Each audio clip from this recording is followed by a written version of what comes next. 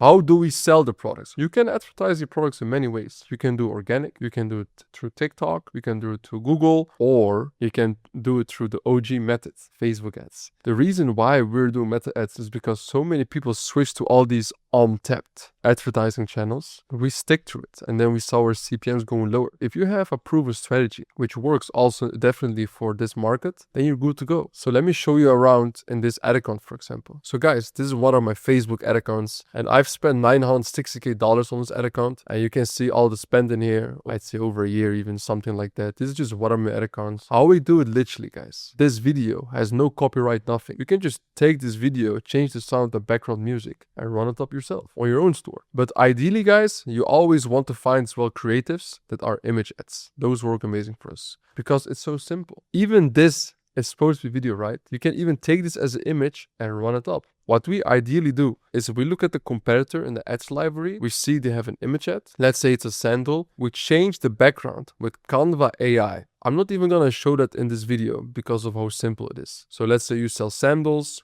It has a random white background, and we change it to, let's say, the beach. So if you're selling footwear, let's say some hiking shoes, you just change the background to some mountains, and we run it up. And then you might think, okay, Faruk, but this sounds so simple. This doesn't make any sense. I know, it doesn't make any sense. This is the whole point I'm trying to make. This is why this is the easiest way of doing dropshipping. And I mean, that is how we did it. And then we just open a Facebook campaign for every single product. We only have one Facebook campaign. And yeah, we just have 4 ad sets, which is engage shoppers, no interest targeting, online shopping, and a stack of the 6 to 7 best interests related to a product. Now, you can also just have one ad set, targeting, no interest targeting. There's not a big difference anymore. It really doesn't matter. Facebook doesn't really care anymore about interest. They just want to see that you push nice creatives out that your audience will like and buy. That's it. And that's how simple it is. It's not that crazy, really. You were probably expecting me to give you a 20-minute lecture on doing creatives and that type of stuff. I just use ChatGPT in terms of AI to rephrase the product description and translate the product page as soon as possible. And then at the same time, we just use Canva AI to change the background.